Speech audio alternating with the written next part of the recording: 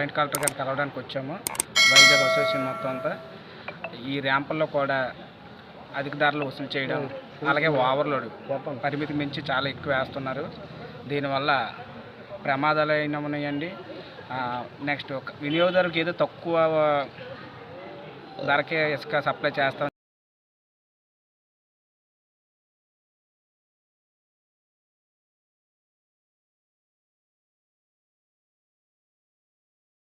అండి మన శ్రీకాకుళం కలెక్టర్ గారికి అర్జీ పెట్టుకుందామని చెప్పేసి మేమందరం విశాఖపట్నం లారీ యజమానులు. ఎన్నో సంవత్సరాల నుంచి ఇసుక శ్రీకాకుళం నుంచి విశాఖపట్నం రవాణా చేస్తూ మేము దాని మీద మేము కానివ్వండి, మా దగ్గర పనిచేసే వాళ్ళు కానీ దాని మీద ఆధారపడి బ్రతికే వాళ్ళమే. అయితే గత గవర్నమెంట్లో ఇసుక మీద చాలా దోపిడీ జరిగింది అని చెప్పేసి ఈ ప్రభుత్వం వచ్చే ముందు కానీ ఎలక్షన్ ముందు కానీ ఎన్నికలు కూడా హామీ ఇచ్చారండి, ఫ్రీ స్టాండ్ అని చెప్పేసి. అదేవిధంగా గవర్నమెంట్ వచ్చిన తర్వాత ఉచిత ఇసుక విధానం అమలు చేశారండి. ఈ ఉచిత ఇసుక అమలు చేసిన తర్వాత ఏవైతే స్టాండ్ రీచ్లు ఉంటాయో ఆ రీచ్లు ఆర్గనైజ్ చేయడం కోసము కొన్ని ఏజెన్సీలకు ఇచ్చిందండి. ఆ ఏజెన్సీలు కూడా అండి బయట నుంచి వచ్చిన వాళ్ళే చేస్తున్నారండి. స్థానిక నాయకుల తాలూకా ప్రోద్బలంతో కొంత అండతో బయట నుంచి వచ్చి చేస్తున్నారు. వాళ్ళు ఏం చేస్తున్నారంటే గవర్నమెంట్ ఒక టన్నుకి 105 రూపాయల నుంచి 115 రూపాయలు వసూలు చేయమంటే ఫ్రీ స్టాండ్కి వాళ్ళు లారీకి 10,000, 12,000 వసూలు చేస్తున్నారండి. వసూలు చేసి ఏం చేస్తున్నారంటే అధికంగా లోడ్లు వేస్తున్నారు. అదొక ఇష్యూ ఉంది.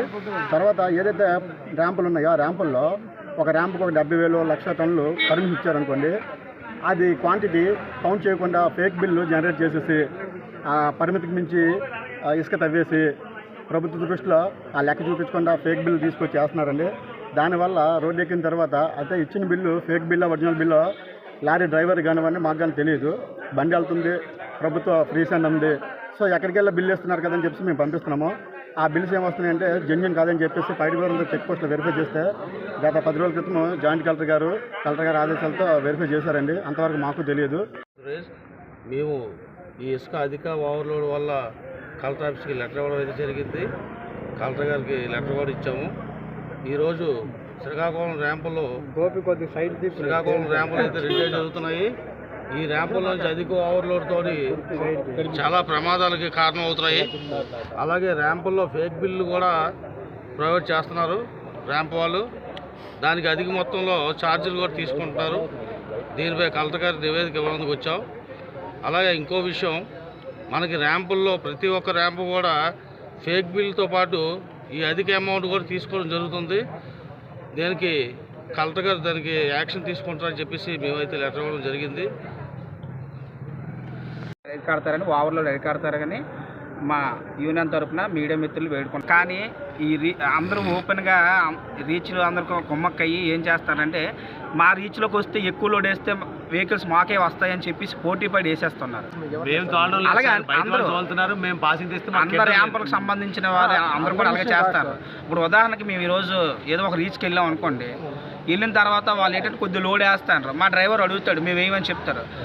ఇంకో రీచ్లోనే మాకు ఫుల్ లోడ్ వేస్తారని చెప్పేసి చెప్తే మరుసటి రోజు అక్కడికి వెళ్తాను. ఈ పోటీ పడి వెళ్ళడం వల్ల ఏంటంటే ఇసుక అధికమించి మరి తీసుకొచ్చిన తర్వాత మేము అక్కడ ఎక్కడ రోడ్డు మీద ఎక్కడ డంప్ చేయలేం కదా. ఉండదు. రాజు వైజాగ్ క్వారీలర్ అసోసియేషన్ సభ్యులని ఈరోజు ప్రధానంగా ఇసుక సమస్య మీద జాయింట్ కలెక్టర్ గారిని కలవడానికి వచ్చాము. వైజాగ్ అసోసియేషన్ మొత్తం అంతా ఈ ర్యాంపుల్లో కూడా అధిక ధరలు వసూలు చేయడం, అలాగే ఓవర్లోడ్ పరిమితి మించి చాలా ఎక్కువ వేస్తున్నారు. దీనివల్ల ప్రమాదాలు అయినా ఉన్నాయండి. నెక్స్ట్ వినియోగదారులకు ఏదో తక్కువ ధరకే ఇసుక సప్లై చేస్తామని చెప్పేసి ప్రభుత్వం చెప్పింది. కానీ బయట విచ్చలవిడిగా లోడింగ్ అవుతుందండి. దాన్ని ఏ అధికారులు కానీ ఏ నాయకులు కానీ కట్టడి చేయలేదు. దానివల్ల ఇప్పుడు మేము బయట చాలామంది ట్రాక్టర్ల దగ్గర అవనియండి చిన్న రీచ్ల్లో ఏదైతే గవర్నమెంట్ అలాట్ చేసిన రీచ్ల్లో మాకు ఎక్కువ ధర తీసుకుమైపోతున్నాం. నెక్స్ట్ ఇంకొక విషయం ఏంటంటే ఒరిజినల్గా ర్యాంపుల్లోకి మేము వెళ్ళిన తర్వాత వాళ్ళు ఇచ్చే బిల్లు మాకు అది జెన్యూన్ అనుకుంటాను. కానీ పైడివరం చెక్ పోస్ట్ ద్వారా స్కాన్ చేస్తే కానీ అది జెన్యూనా కాదని మాకు కూడా తెలియట్లేదు.